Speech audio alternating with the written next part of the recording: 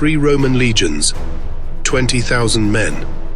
Gone, swallowed by the ancient shadows of the Teutoburg Forest. The Roman Empire stretched across continents, yet at the edge of Germania, it met its match. What happened in that forest would haunt Rome for generations, a devastating loss and a brutal betrayal. Augustus believed Germania was within his grasp, but the vast, wild land resisted every effort to be tamed. This wasn't just a battle, it was a collision of 2 worlds, a contest between Rome's military order and the fiercely independent tribes of Germania. But what truly happened in those forests? What could bring the mightiest empire on earth to its knees? Rome prided itself on its conquests, spreading order wherever it went.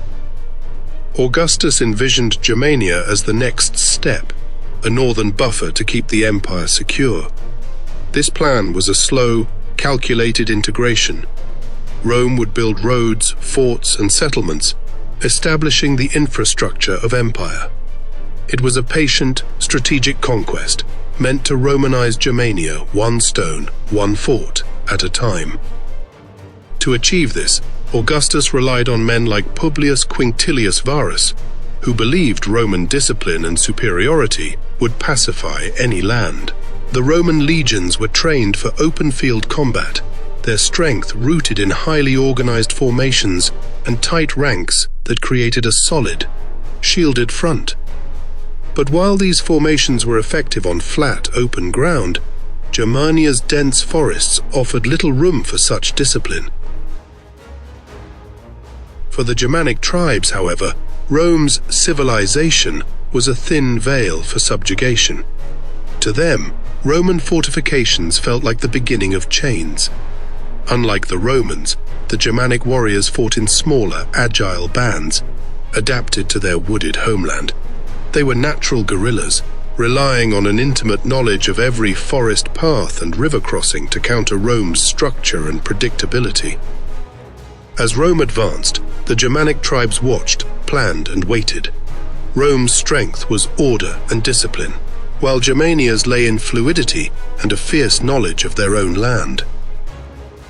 In the autumn of 9 AD, Governor Varus led 3 Roman legions deep into Germania, confident in his alliance with Arminius, a Germanic noble trained by Rome. But Varus didn't realize that Arminius had been preparing for this betrayal for years, having united the tribes against their common enemy, hiding his plans in plain sight. Arminius knew Roman tactics intimately.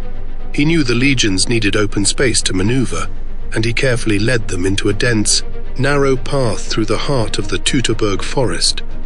The soldiers, heavily armored and used to fighting side by side, found themselves restricted by the muddy paths and thick woods. Every step forward inched them deeper into his trap.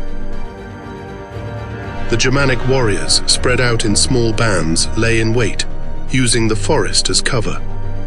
Arminius had organized the ambush to strike from all sides, using the trees as shields, while Roman soldiers struggled to form lines and defend themselves.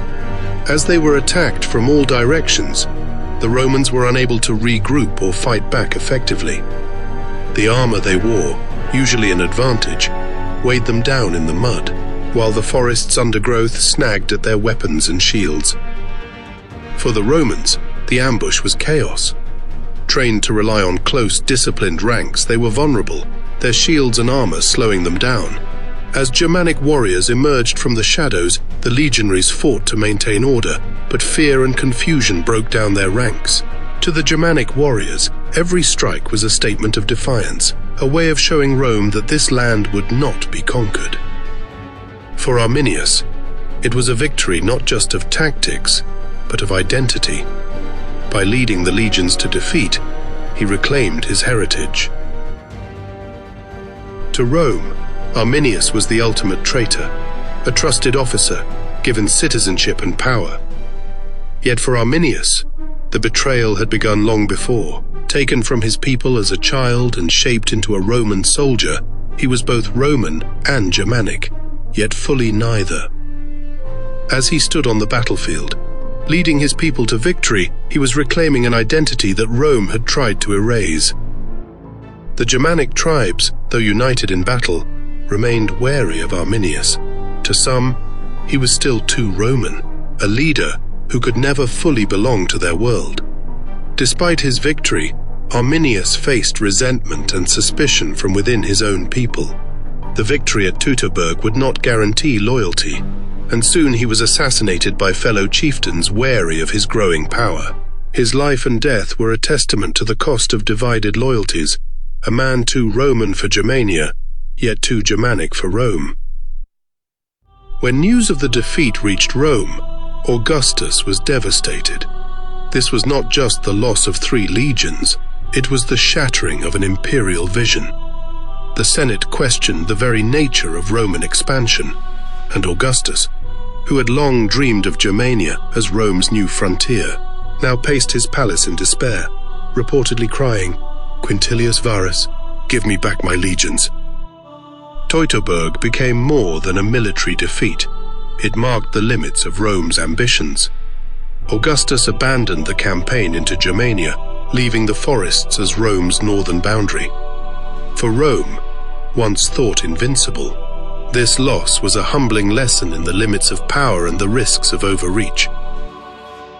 For the Germanic tribes, this victory validated their belief in freedom and self-rule. Their society, decentralized and bound by loyalty to chieftains rather than emperors, had proven resilient against the structured might of Rome. They had defended not just their land, but their way of life, and for them, this battle was proof that Rome's power could be resisted. Around their fires after the battle, Germanic warriors celebrated not only a victory, but a reaffirmation of their culture. To them, the Battle of Teutoburg became a legend, proof that even the mightiest empire on earth could not conquer their freedom. Determined to reclaim Roman honor, General Germanicus launched campaigns into Germania, burning villages and recovering 2 of the lost Eagle standards. For a time, it seemed Rome might reassert its power, but Germanicus soon saw the futility of conquest in a land where the tribes could vanish into the forests, reappearing only when Rome withdrew.